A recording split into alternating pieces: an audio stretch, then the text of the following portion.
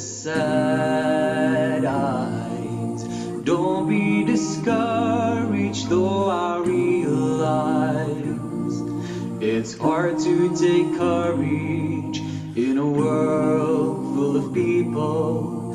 You can lose sight of it all, and the darkness there inside you makes you feel so small. But I see your true colors shining through.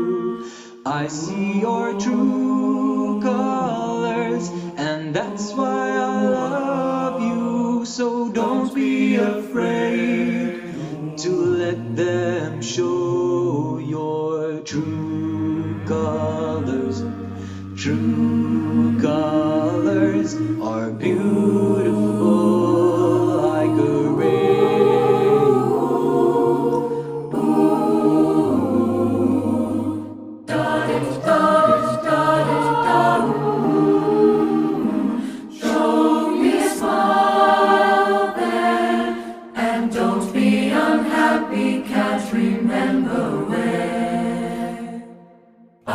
saw you laughing. If this world makes you crazy and you've taken all you can bear, don't you know you can call me up, because you know I'll be there. And I see your true colors shining through. I see your true colors, and that's why I love you. so don't be afraid to let them show your true colors. Your true colors are beautiful like a rainbow.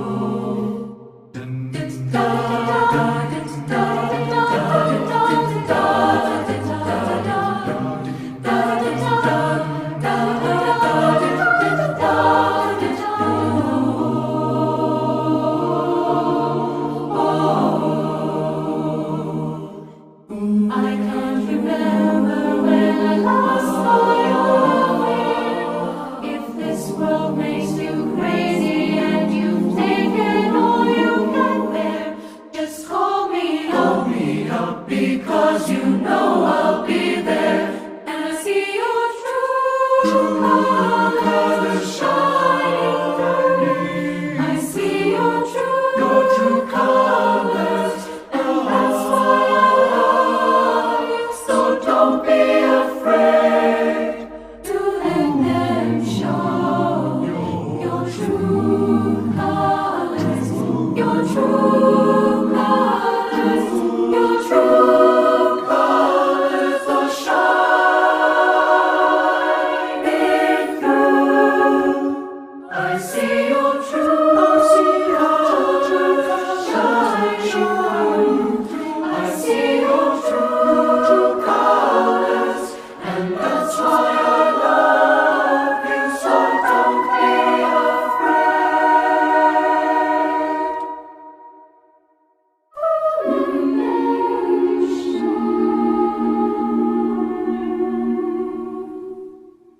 Your true colors, your true colors are beautiful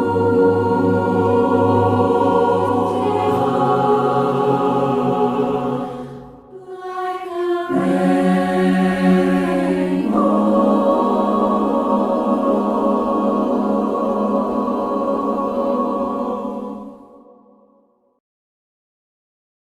Good day, dear colleagues, friends, families and partners, and hearty welcome to the online 2020 NWU Community Engagement Awards, where we recognize the academic staff and students of the Northwest University for their contributions towards community engagement.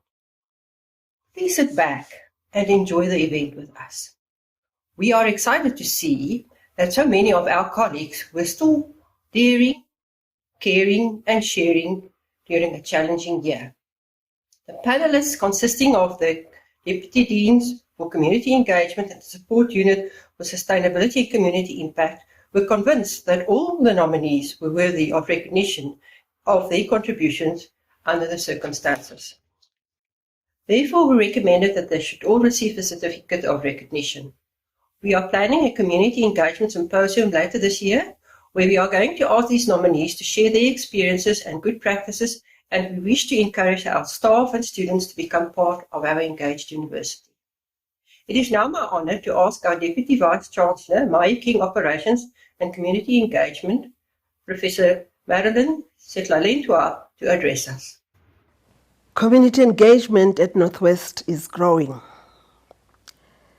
As a leading university with a footprint that spans two of South Africa's provinces, Northwest University recognizes that it has a responsibility to ensure that the wealth of knowledge generated via the university's 3 campuses is harnessed to the benefit of the community it serves. More importantly, though, we acknowledge that had it not been for the generous support and rich material generated by the very communities we serve, we would not have been able to gain recognition as an institution of higher learning that harnesses diversity and pursues innovation with a specific intent to make a meaningful difference in South Africa and the world. Furthermore, as much as the university's academic pursuits can and will benefit its communities and societies at large, we firmly believe that neither knowledge generating nor knowledge sharing should be a one-sided affair. Social justice cannot be achieved without the democratization of knowledge generation and knowledge sharing. To quote Ernest Boyer, 1996, from his last published work, colleges and universities remain one of the greatest hopes for intellectual and civic progress. I'm convinced that for this hope to be fulfilled, the academy must become a more vigorous partner in the search for answers to our most pressing social, civic, economic, and moral problems, and must reaffirm its historic commitment to what I call the scholarship of engagement, close quote. Although Boyer was not only the only one to emphasize the need of universities to break away from their ivory towers and become more engaged, this publication set in motion the development of community engagement and later on scholarship of engagement. In South Africa, community engagement and service learning are embedded in policy documents such as the Green Paper on Higher Education Transformation, 1996, the White Paper on Higher Education, 1997, the National Plan for Higher Education, 2001, the founding document of the HEQC of the CHE, the HEQC Criteria for Institutional Audits, 2004, and the HEQC Criteria for Program Accreditation, 2004. The NWU has embraced the notion of integrating CE into the core business of the university, merging CE into scholarship of engagement, and the university becoming an engaged university. Outreach remains one of the aspects that is given attention under the banner of sharing expertise. So what is the definition of community engagement and scholarship of engagement? Community engagement is defined as the processes and activities performed by the staff and students primarily aimed at strengthening or supporting society and or individuals in need of assistance or engagement. This is the definition by the HEQC 2004.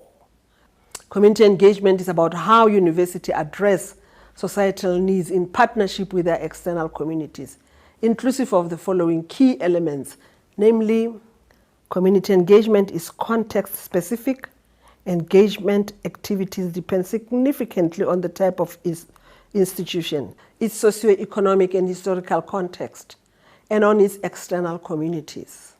Secondly, it is authentic with co-creation of knowledge that is reciprocal, producing mutual benefits for academic and for community goals and fostering understanding and cooperation between university and community partners.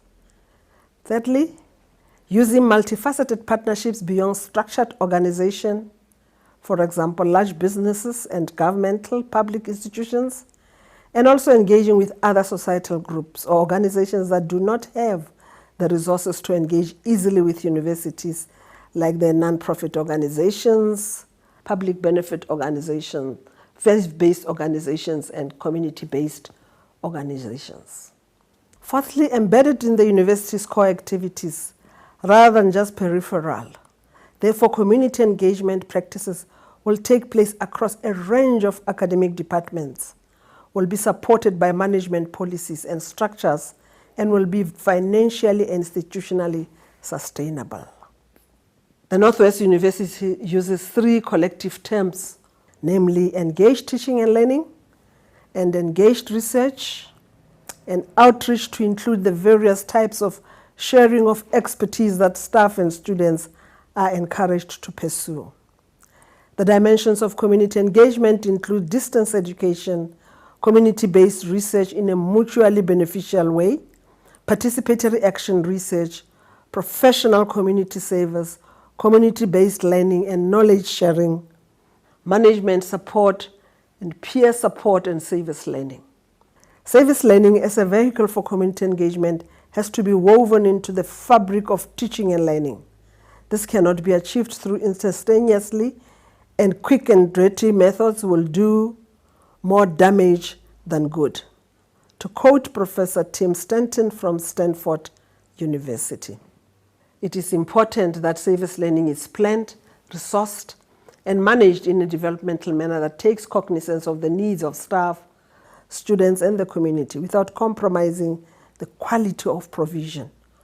All our faculties are the key contributors to this form of pedagogy at most universities. The engagement process is a scholarly agenda that incorporates community issues, which can be within or integrative across teaching, research, and outreach. The sweet spot will in most cases be where all of the interfaces of the university core business contribute sustainably to development and addressing communities' developmental and social needs. There is widespread acknowledgement that building an engaged university is a complex process that requires implementing a multifaceted, multi-pronged strategic agenda. Many institutions adopted Linton's 1996 three-stage conceptual framework, which is diagnosis, design, delivery, to help evaluate community-engaged scholarly work.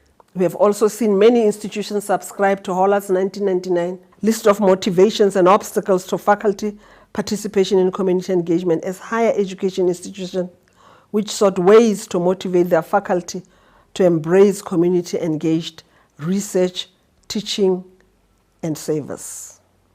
Especially in terms of finding appropriate funding, the institutionalization of community engagement, and the recognition criteria applied to any scholarly outputs in community engagement require attention.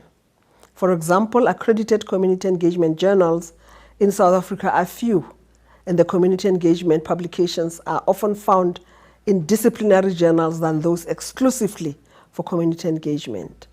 We are often forced to evaluate the inputs and outputs of only the academics and do not recognize the inputs, outputs, and outcomes and impacts from external stakeholders' viewpoint as being fairly and equitably recognized. There are many structural impediments in terms of how we recognize the intra, and multidisciplinary inputs and apportioning of the funding received for the outputs at universities across many faculties or disciplines. The career development trajectories for engaged academics have also been very challenging. As funding is becoming even less, community engagement is continuously emerging as a policy priority in higher education, reflecting increasing pressure on universities to demonstrate how they deliver public benefits. The European Commission now features community engagement as a priority in the renewed Agenda for Higher Education 2017 and the Horizon 2020 program. Universities are also expected to contribute to the United Nations Sustainable Development Goals and to respond to the COVID-19 crisis. making community engagement increasingly relevant. Our grassroots communities are facing even more stringent social and economic challenges that have led to an even more unequal and unjust playing field. On the other hand, much of the innovations and recent responses from universities have been to assist these communities because of the impact of COVID on them. We are recognizing such responses today from our university. It includes everything from utilizing our apps for service learning and communication methods with our communities, to supporting the training of learners that can hardly access the internet to utility products for our new health challenges. Even though practitioners of community engagement are still few, and the institutionalization of community engagement is not what could be in all South African universities, the Northwest University has always been part of the most recent developments, as we see greater integration of community engagement into core business with the help of our deputy deans and the faculty committees and support departments such as student life and the library. I'm confident that we have made much progress. Our students give a lot of attention to community engagement, participating in outreach programs that benefit communities around the campus. And therefore, the culture of citizenship is embraced. I hereby wish to congratulate the nominees on their awards and for their continued support in community engagement. All of the best for your future plans and the great impacts we all hope to make together in the spirit of Ubuntu. I thank you. Thank you, Prof. Next, we have asked the Deputy Dean for Stakeholder Relations and Community Engagement in the Faculty of Natural and Agricultural Sciences to share a few words. Professor Tebi Mudupe. I'm speaking to you from the Potchefstroom Science Center, one of the vehicles we use to communicate and share our expertise of science with the communities. This is where we do most of our outreach activities. I would like to congratulate the winners of the 2020 Vice Chancellor Community Engagement Awards, and I want to give them a special pat on the back for having achieved this, since we all know how COVID-19 pandemic made 2020 a very challenging year for all of us. We all know about the many restrictions that made it difficult for us to visit our communities to continue with our work.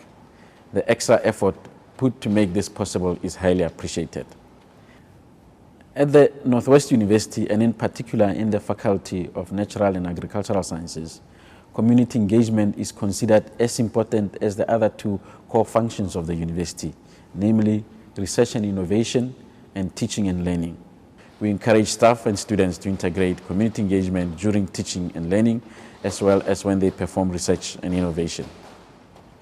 With these annual awards, we hope that winners will encourage others to also become community-engaged researchers and innovators, engaged teaching and learning implementers, and corporate citizens, notwithstanding the sharing of their expertise with not only the grassroots community, but also with our industry partners and other universities. The awards this year reflect partnership at all levels of the society. The Scholarship of Engagement, which actually includes all aspects of university work, from outreach to sharing of expertise, science communication, to engage research and innovation, and the integration of this knowledge and the interaction with all spectra of communities, including peers, to generate new knowledge, is what the Scholarship of Engagement is all about. The sharing of expertise is traditionally often with selected groups of external partners who may not necessarily include grassroots communities. This is where our experts speak about their specialized knowledge and make contributions to industry. When our experts do, however, start to interact with all types of communities and also address the needs of communities by working with them, not only for them and not just telling them what to do, we see an infusion of scholarship of engagement. The other issue that we see as important in community engagement is that academics are responsive to relevant needs and challenges in the community, and the link to the grand national and international challenges such as the SDGs, the Africa Agenda 2060, our National Development Plan, and local integrated development plans. The relationships with a wide variety of partners is essential, not only to ensure relevance in terms of our teaching and learning and research, but also contributing to our mandate of facilitating social justice and the democratization of knowledge.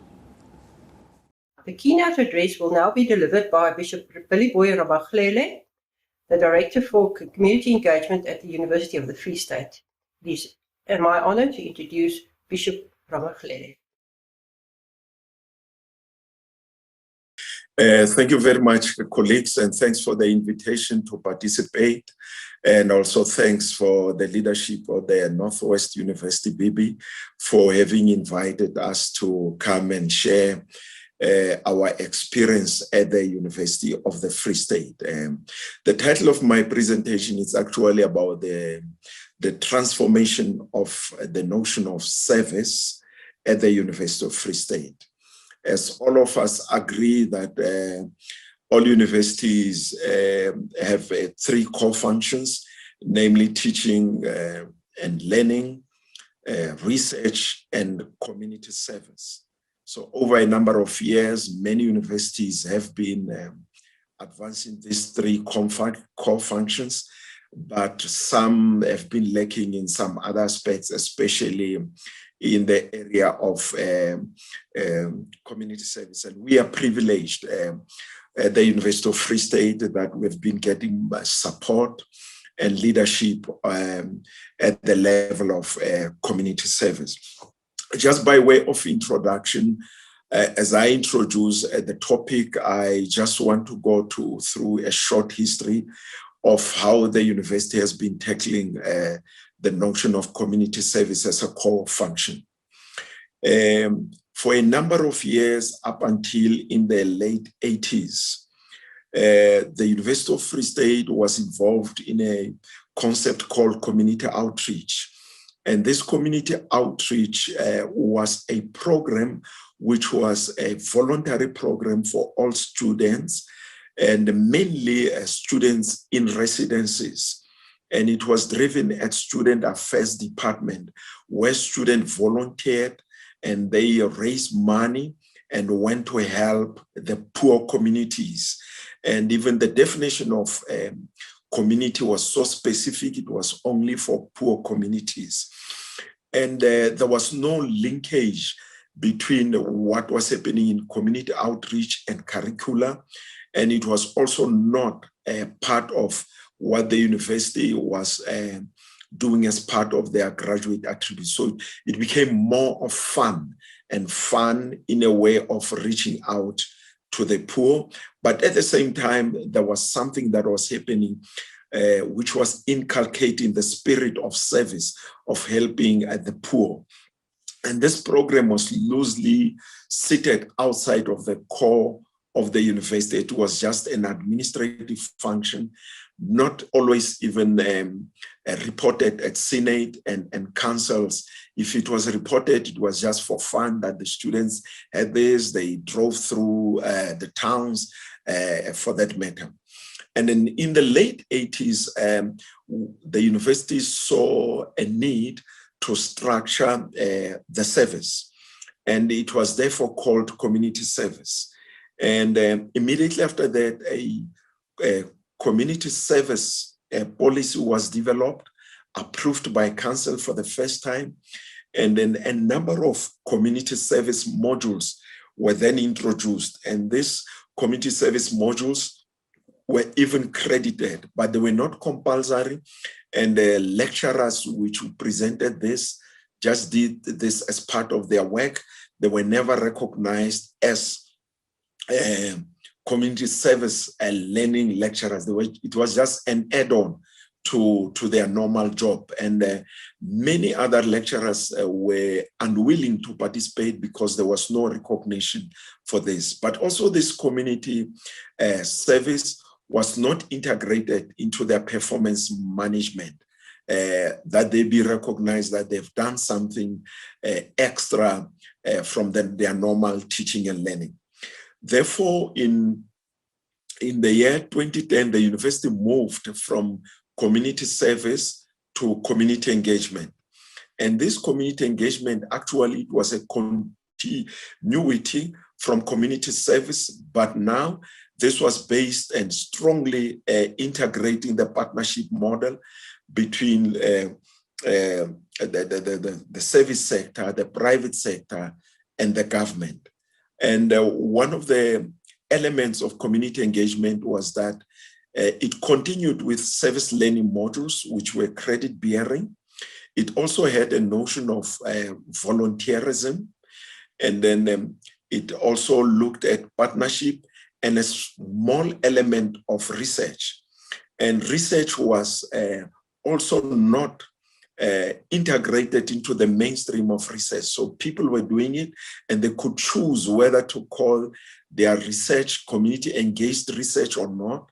But because the concept was not well integrated, it was just called research, and we always had to go and look at the proposal to look at elements of community engagement. But we are glad that last year, 2020, the university moved from that into what is called engaged scholarship.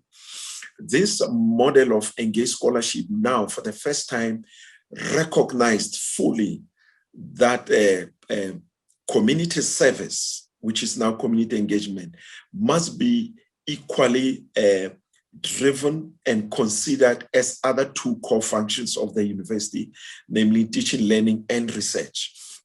And as a result of that, in order to make sure that it becomes institutionalized, it became compulsory for all academics that they must prove before they are promoted that they are involved in engaged scholarship, whether through teaching, whether through research, and whether through engaged citizenship. And later, I'll look at interesting elements of what is being recognized as engaged citizenship for lecturers, because the citizenship part was never recognized.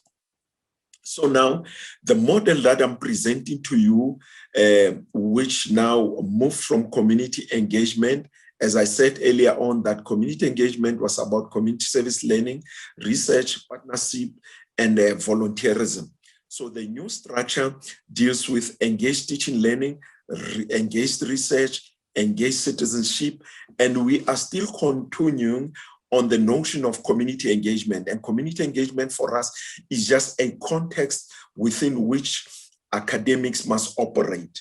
Mainly, meaning that a community engagement is the space in which engagement must happen, which must be managed, which must be negotiated. And very important elements of this model was to look at issues around community development, because we feel that it is not right that a public university located in poverty-stricken areas should not be involved in the development of such communities. And more especially that universities do possess intellectual and academic resources that they can contribute to other stakeholders in order to develop communities. The other notion was the notion of social justice. And in doing engagement, it is important that the notion of social justice is driven strongly, especially in research. Many researchers write articles, write books, they publish and they get recognized. But part of the information, the skills, and the knowledge that they wrote about, it's not their first-hand information. They got it from communities out there. And as they get rewarded and recognized, as a form of social justice, universities must now start to struggle about how do we recognize the people who gave us this knowledge that we wrote about, that we published, just equally as we recognize our academics. So the engaged scholarship at the University of Free State now starting to ask difficult questions about whose information is that, and then do we recognize the people that have made information available. So it was very important that in this new model of engaged scholarship, that we make sure that as universities, we contribute to the notion of public service, which ensures that our graduates who are working in public service, in government, in public sector and elsewhere, that they understand their role and they contribute towards service, because it cannot be correct that our graduates which are working elsewhere are not contributing to servicing people. It means that we must make sure in our training that we inculcate the notion of public service. Finally, engaged scholarship at the University of Free State is incorporated into our model of our graduate attribute. And what does this mean? We want to make sure that every student that graduates at our university has had either a training, an experience of being engaged.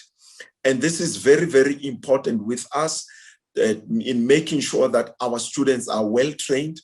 And we are looking at ways and means that also to design a co-curricular program, which will be recognized in a way that in a graduation certificate, we can also be able to highlight that such and such a student who is now a graduate at our university was involved in this particular program in communities. So they are prepared and they can work in communities. So that was a very important element in our definition.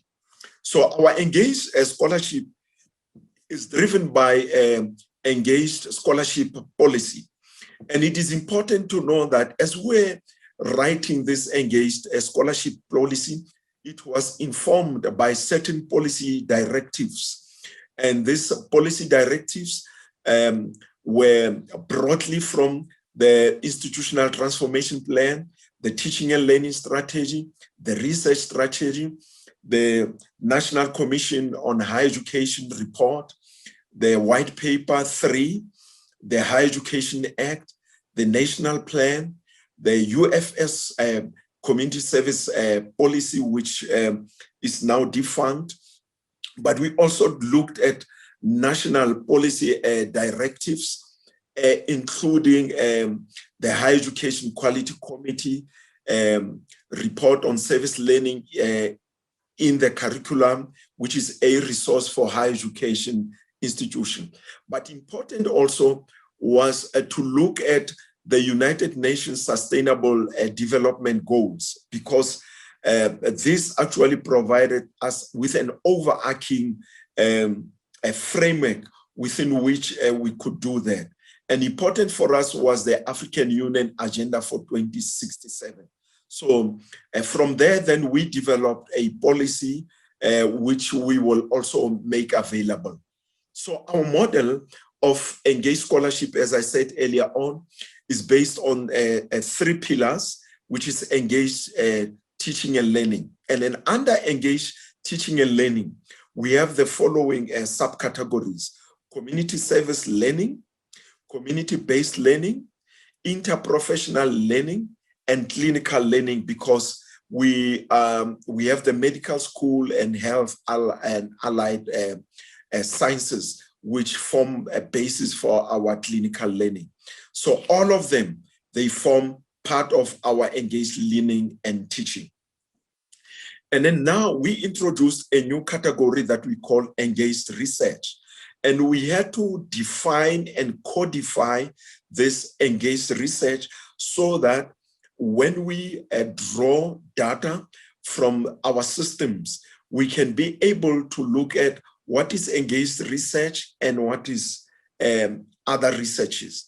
And in our definition, we came up and decided that these categories of research will fall under our engaged research, namely what we call community-based research, which is mainly the methodologies, the participatory action learning, the participatory action learning, the action research, which we call PALA. And then We also looked at action research, and then we also looked at applied research. In other words, the action-oriented and participatory research methodologies, those were classified as engaged research. And now we are at the stage within the next 2 months where we are building up the indicators for those kinds of research, so that academics can say, if I have done 1, 2, 3, 4, therefore my research qualifies to be under action-oriented and participatory research. The last part of our engaged scholarship is called engaged citizenship. And then under engaged research citizenship, we have 3 categories. The first one is university engaged research citizenship. And university engaged citizenship refers to institutional high-level engagement of the university, which is driven at high level.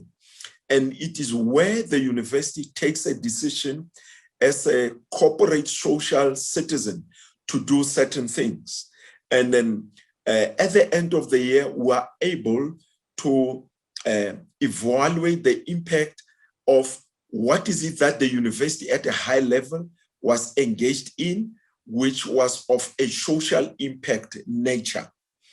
The second one is called academic engaged citizenship.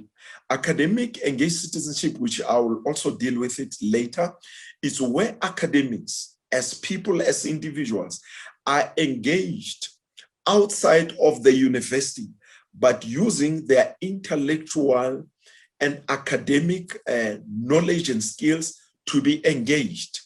Because in so doing, academics improve who they are, but they also contribute to society. And there's different elements that I'll be highlighting in my presentation. And the final one is the student engaged citizenship. Student engaged citizenship refers to all the co-curricular engagement of students. And even if they're called voluntary, now we're putting systems and processes in place in order to monitor and put structures around those. For example, if students on their own as a residence, as an association, decide to go and do some work in communities or with communities, such students must first be trained. And then after that, assisted with skills in which they'll engage, and then draw up a portfolio of their engagement, report back, and then what they've done must also reflect number of hours. What did they learn? What did they contribute? So it's becoming an integrated way of engaging with students and recognizing out of class activities. With our engaged scholarship, we also came after, especially the introduction of the lockdown due to COVID-19, a new concept that we call e-community engagement. And the e-community engagement actually refers to an additional and an alternative online, virtual, and blended community engagement platform, which enables our academics and students to engage, even though sometimes it may not be on person-to-person without contact.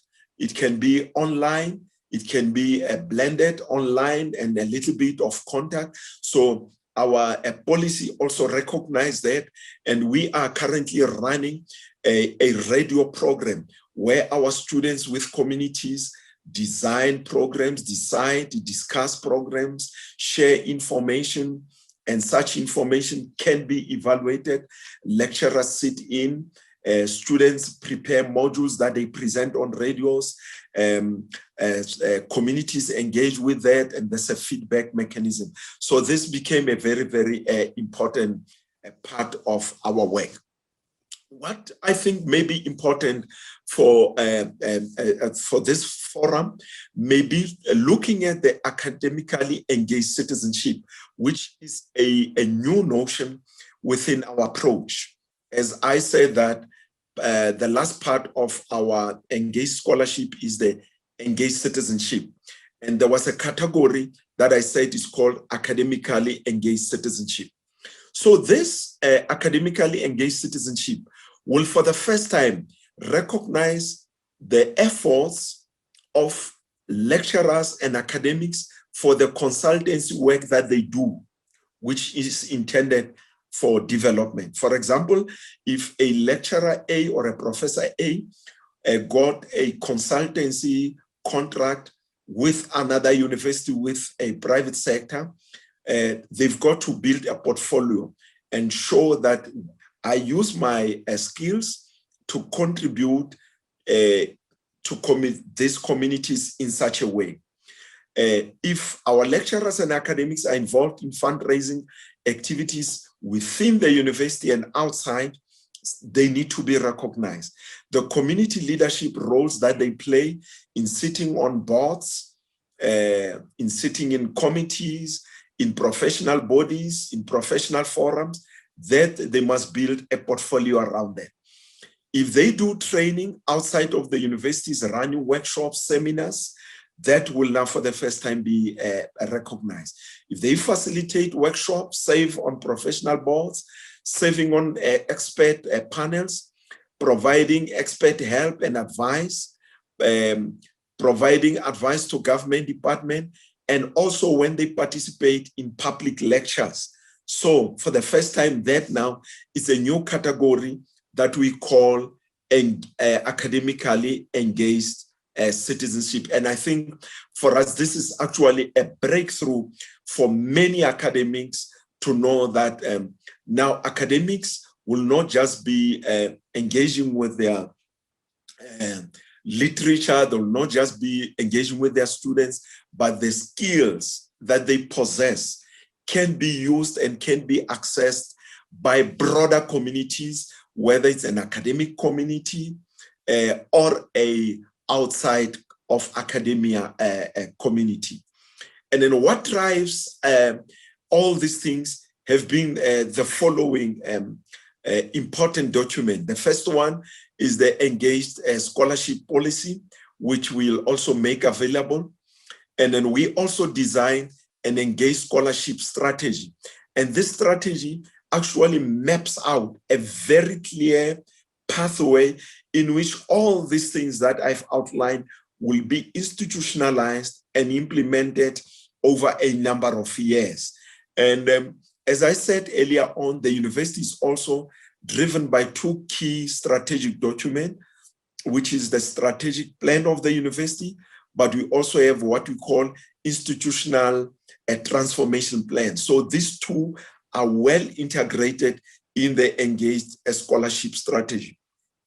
The third document that is driving our engaged scholarship is the remit for engaged scholarship. And this is how must all these processes be governed.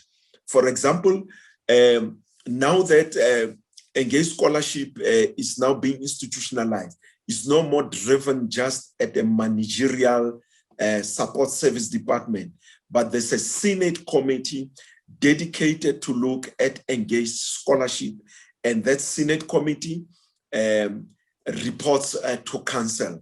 So this ensures institutionalization of engaged scholarship, and that engaged scholarship now is no more a stepchild within the institution.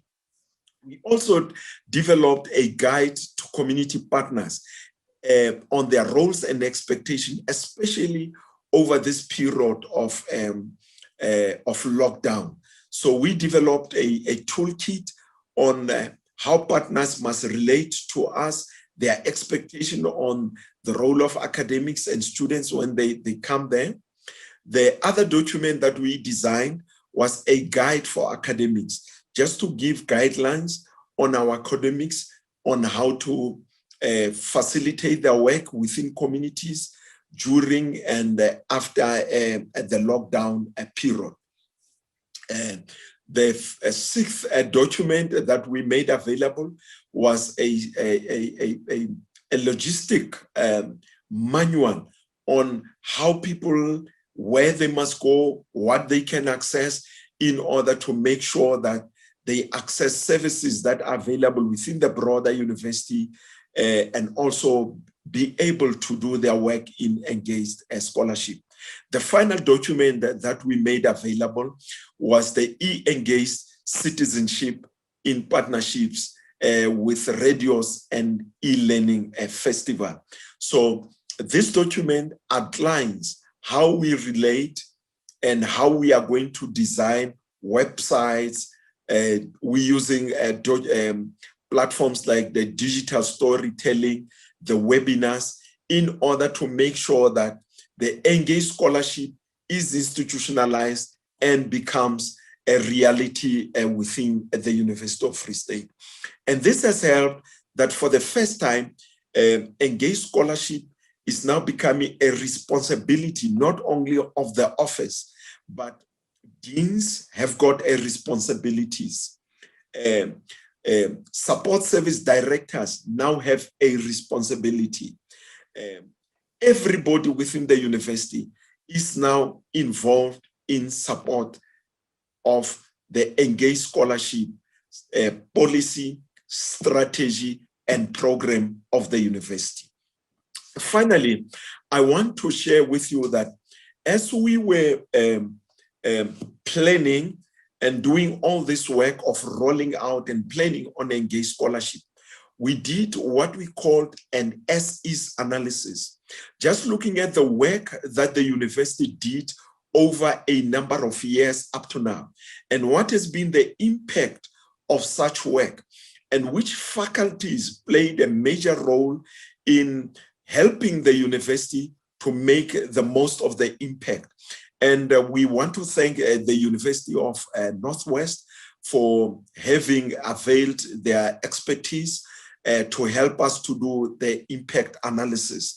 And the document that we'll be making available to you will also be the summary of the impact of the work that the university has been doing in its engagement with communities over the number of years. And we have titled the University of Free State Engaged Scholarship activities produced over a number of years, and which faculties have been playing a major role. So this is what we wanted to share with you, and we are looking forward to sharing this with all of you colleagues, and feel free to contact us. It has not been an easy process, but I think always when you start something and then you get committed to it, you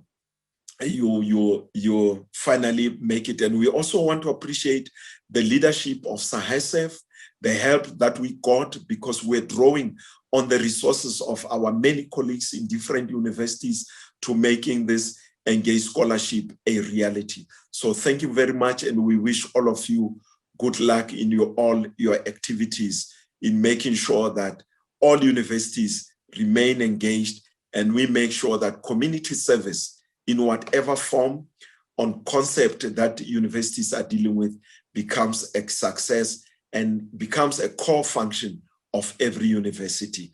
I thank you all. Thank you, Billy Boy, for your partnership and sharing. Community engagement is one of the few fields in the higher education sector where we as universities are not competing but collaborating towards a better, equitable South Africa. Without further ado, it is now my pleasure to announce the names of the recipients of the 2020 NWU Community Engagement Awards, and in no specific order, I shall announce the names of the recipient and also show their certificate with their faces. The first two names worked on the same project.